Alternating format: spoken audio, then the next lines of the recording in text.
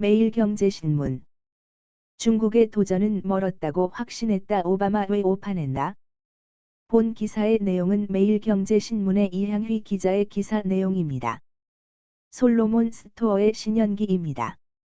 본 내용이 좋다고 생각되시면 구독과 좋아요 눌러주시면 저에게 많은 격려와 힘이 되어 좀 더 좋은 내용으로 보답하겠습니다. 중국의 도전은 멀었다고 확신했다. 오바마 왜 오판했나?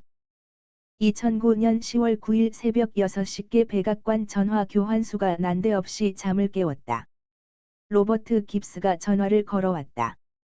이 시간에 보좌관이 전화하다니 심장이 철렁했다. 테러 공격이 벌어졌나? 자연재해일까? 깁스가 말했다. 노벨 평화상을 수상하셨습니다. 방금 몇 분 전에 발표됐습니다. 선정 이유는요? 제44대 미국 대통령에 취임한 지 9개월밖에 안 됐는데 노벨상이라니? 버락 오바마는 두 귀를 의심했다. 전화를 끊자 미셸이 물었다. 수상 소식을 전하자 정말 잘 됐다. 자기라고 하더니 돌아누워 다시 잠을 청했다. 미국 최초의 흑인 대통령 버락 오바마의 회고록 약속의 땅, A 프라미스트 랜드, 한국 어판이 지난 28일 국내 출간됐다. 미국에선 이미 지난해 11월 출간된 책이다.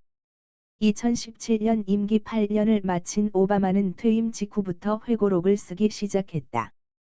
이 모든 이야기를 500쪽 안에 담을 수 있을 줄 알았다. 1년이면 다 쓸 거라 예상했다. 하지만 그는 하고 싶은 말이 너무 많았다.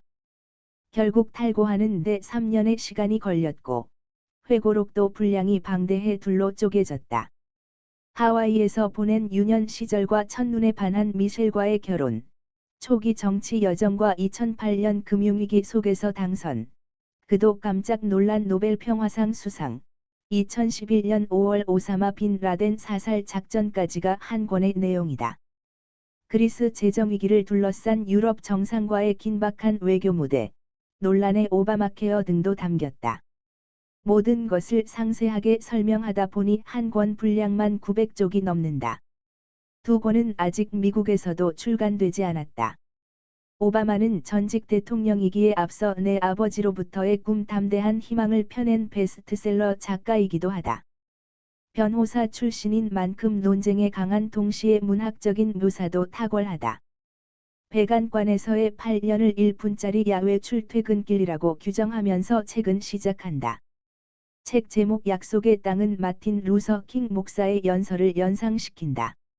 이 책은 오바마의 사적인 삶보다 공적인 삶에 초점을 두었다. 재미는 덜한 대신 사료적 가치는 뛰어나다. 시시각각 변하는 세계 정치 경제 무대에서 미국 대통령이 어떤 생각과 판단으로 결정을 내렸는지를 알 수 있기 때문이다. 다만 솔직하게 썼다고 하지만 깜짝 놀랄 만한 내밀한 고백은 거의 없다. 또 자기 중심적인 회고록인 속성상 자기 변호 내용이 상당하다는 점을 감안하고 읽어야 한다. 그는 2009년 취임하자마자 정치보다 경제에 집중했다. 제2의 대공황을 막아야 한다는 사명감이 그의 어깨를 짓눌렀다. 실업률은 10%를 향해 가고 있었다. 7천억 달러대의 경기부양책에 서명하고 불구덩이에 갇힌 월가 투자은행들을 구출했다. 하지만 월가는 적반하장의 태도였다. 심지어 막대한 공적기금이 투입된 미국 최대 보험사 AIG는 임직원에게 1억 6,500만 달러 보너스 잔치를 벌였다. 미국인들은 분노했다. 왜 금융위기를 촉발한 월가를 단죄하지 않는지? 1년 만에 위기는 수습됐지만 민주당 진영에서도 비판이 쏟아졌다. 미국 경제의 불평등을 해소할 수 있는 천재일호의 기회를 날렸다고. 그는 다시 기회가 주어지더라도 다른 선택을 했을 것 같지는 않다고 말했다. 무릇 위기에 더 취약한 계층은 부자가 아니라 자신의 지지 기반인 일반 서민이라는 이유에서다. 오바마는 중국의 부상에 대해서 미온적으로 대처했다는 비난을 받고 있다. 그는 이렇게 말한다. 세계 경제가 신라 같은 목숨을 간신히 부지하고 있는 터라 언제 어떻게 조치를 취하는 것이 최선인지를 고려해야 했다. 무역전쟁을 벌여 세계를 불황에 빠뜨리고 노동자들에게 피해를 입힐 수는 없었다. 실제 2008년 월가에서 시작된 금융위기는 2010년 그리스 재정위기로까지 이어지며 세계 경제를 뒤흔들었다. 오바마는 중국의 부상을 그리 심각하게 생각하지 않은 듯하다. 2009년 4월 런던에서 열린 주요 20개국 G20 정상회의에 참석한 그는 이렇게 회고한다. 중국 대표단의 처신을 보니 중국은 몇십 년 후에나 미국에 도전할 수 있을 거라는 확신이 들었다.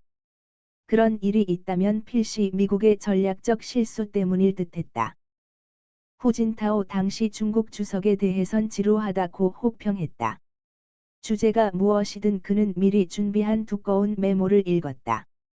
시간을 절약하기 위해 그냥 문서를 교환하고 서로 시간 날 때 읽어보는 게 어떻겠냐고 제안하고픈 유혹을 느낀 적도 한두 번이 아니었다. 오히려 원자바오 당시 총리에 대해선 위기를 상세히 파악하고 있었다고 평가했다.